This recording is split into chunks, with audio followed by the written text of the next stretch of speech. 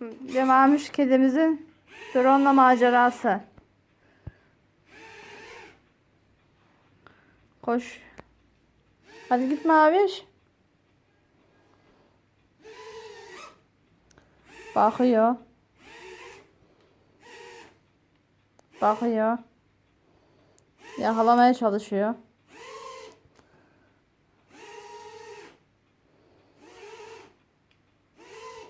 Hadi Maviş, hadi kızım. Evet, evet, usul usul gidiyor. Avına yaklaşıyor.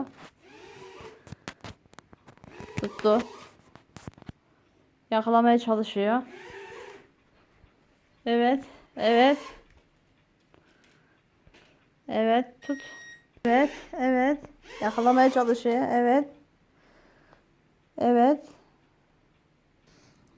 Evet, kokluyor, yaklaşıyor. Oynuyor.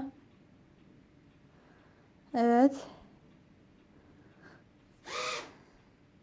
Yemeye yemeye çalışıyor. Evet. Tutmaya çalışıyor. Evet. Hadi. Evet, evet. Patiliyor. Dokunuyor. Evet. Evet, evet.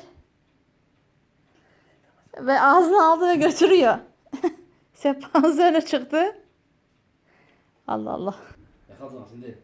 Tamam. Evet, hadi. Evet. Hadi Maviş, hadi. Hadi. Evet.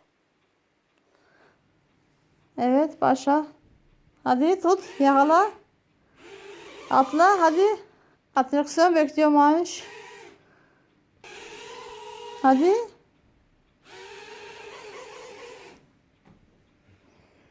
Onu çekemedim ki.